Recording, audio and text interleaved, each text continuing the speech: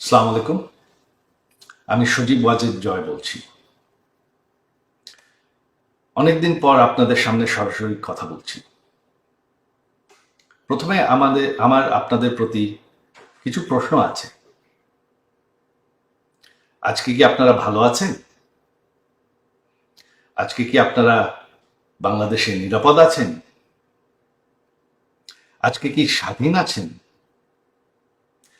আজকে কি এই অবৈধ সরকারের বিরুদ্ধে আপনারা মুখ খুলে কথা বলার সাহস পান?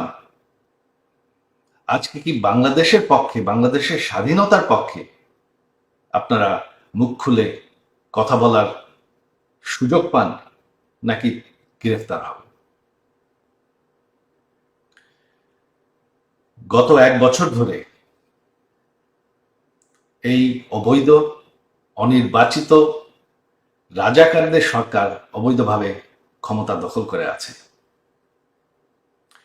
গত 1 বছর ধরে তারা স্বাধীনতার ইতিহাস মুছে ফেলার চেষ্টা করছে, স্বাধীনতার চেতনা মুছে ফেলার চেষ্টা করছে, এক এক করে প্রতিটি সরণি বুলডোজার দিয়ে ধ্বংস করছে, এবং কি সে ঐতিহাসিক 32 নম্বর বাড়ি, যেই বাড়ির থেকে আমাদের স্বাধীনতা ঘোষণা করা হয়, সেই বাড়িটিকেও তারা বুলডোজার দিয়ে ধ্বংস করে ফেলেছে।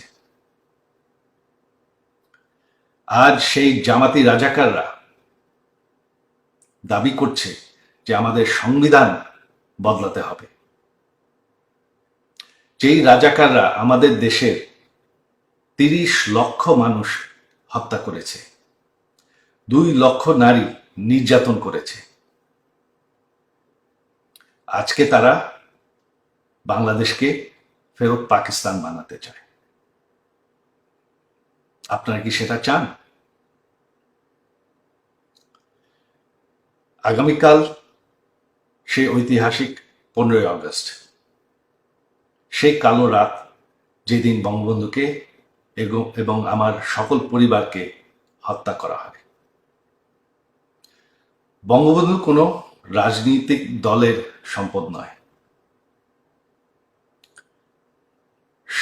সকল বাঙালির কাছে আমার আহ্বান যে আপনারা যদি স্বাধীনতার চেতনায় বিশ্বাস করেন, আগামীকাল সেই ঐতিহাসিক 32 নম্বর বাড়িতে গিয়ে বঙ্গবন্ধুকে স্মরণ করবেন, সেই বাড়ির সামনে ফুলের তোড়া রাখবেন এবং মোমবাতি জ্বালাবেন। বাঙালির মাটির থেকে স্বাধীনতার চেতনা মুছে ফেলা যায় না। স্বাধীনতার ইতিহাস মানুষের মনের থেকে মুছে ফেলা যায় না। আর বঙ্গবন্ধুকে বাংলাদেশের মানুষের মনের থেকে মুছে ফেলা যায় না। 32 নম্বর একটি বাড়ি,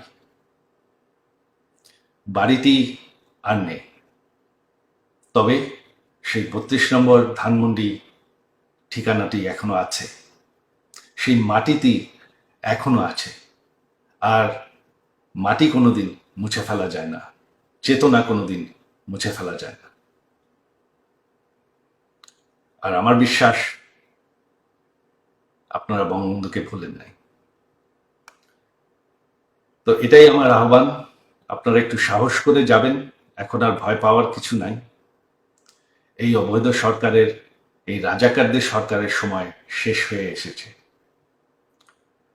বাংলাদেশের মাটির থেকে কোনোদিন 71-এর ইতিহাস মুছে ফেলা যাবে না, বঙ্গবন্ধুকে মুছে ফেলা যাবে না।